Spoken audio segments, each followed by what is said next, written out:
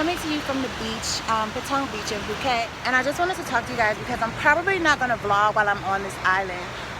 But what I did decide to kind of just have a chat with you about is being a solo traveler here. You guys know I solo travel a lot. I've been to Morocco alone, I've been to Turkey alone. I moved to Spain to teach English by myself. Like, I have no problems packing up and going somewhere by myself. However, I did get like significantly more concerned when I told friends and family that I was coming to Thailand by myself. Personally, I wasn't worried because I trust my angels, I trust my God. But you know, I obviously feel that there are some reasons to have concerns, so I just want to address them in this video. Let's just start with the obvious. Do I feel safe here? The answer is absolutely. I definitely feel safe.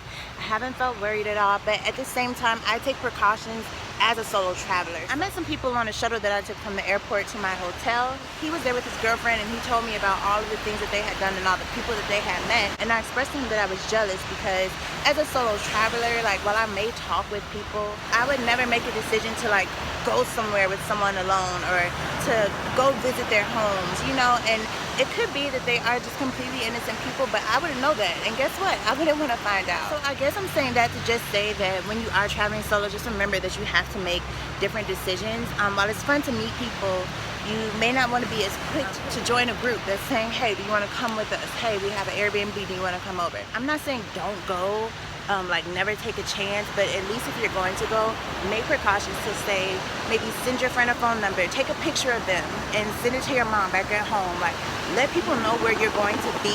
Share your location with somebody. I know if you have an iPhone, you have an option to just perpetually share your location. Do that. Another thing that I recommend is getting a head start on your day. When you travel somewhere, typically, like 9 times out of 10, if you wake up very early and roam about, it's not as crowded. Like, I came down to this beach really early because I'm alone and I want to be able to leave my things without being afraid someone's going to steal it. And I want to be able to enjoy my time out here on the beach without feeling like somebody's going to come and try to sell me shit.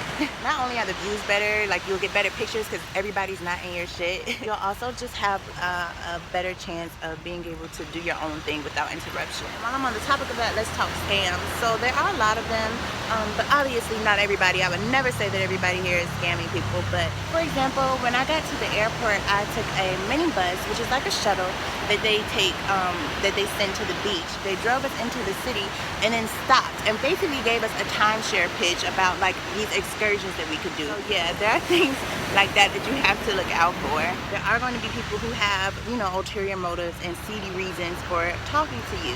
Again, the person that I was talking with on the shuttle, he told us sometimes there are dealers around that will sell you weed, call the police, make you have to bribe the police, and then the police will give them back the weed. Like, there are things like that. Like, I'm not saying, you know, do drugs in a foreign country, especially if it's illegal, but you know, there's just issues like that.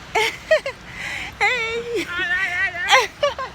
I'm trying to think, what's another tip that I have? Traveling as a woman, I feel completely safe. I've never felt like threatened or targeted because of, you know, my gender. Okay, you guys, I had to share this update because the timing was so ironic. When I finished recording this video and finally left the beach, I did have an experience that I believe happened to me because I was a solo female. I was walking down the street going back to my hotel, and there was a guy walking the opposite direction of me, this huge white guy. And I'm 5'9", so he was huge. And when we were about to like cross paths, he steps in front of me, so that we're almost chest to chest, like painfully close. And he's just like, hi, you can talk to me. And I was just like, what the fuck? He had like a Wales accent or Scottish, I don't know, something over there. And he's like, I want to talk to you. Like, you can talk with me. And I was like, you want me to talk to you? And he was like, yeah. And I was like, why? And he said, I like you. I like you. And I was just like, oh, God, this guy thinks I'm a prostitute. So, I just told him no, and I kept it moving, and I didn't feel unsafe. He didn't badger, he didn't, you know, press, he kept it moving too. But I definitely wanted to share that experience. I really wasn't that upset, not to excuse them, but you know, in Thailand, there are a lot of prostitutes walking around in general. So yeah, I just wanted to share that anecdote because I thought that it was important. Also, as a black person, I haven't felt any like targeting or issues at all. A lot of people over here in this part of Asia are very brown. Like, there are a lot of people from the Philippines, from India, you know, all over. And believe it or not, the Asian and Indian spectrum comes in many hues. A lot of people over here have way more melanin than me, okay? And I am jealous, believe it. Otherwise, you guys, I feel regular. Like, I feel safe. I can't even think of what to talk about in this video because, like, I haven't felt threatened in any way as a solo traveler. So just that in general, you guys, just be smart, okay? Bye.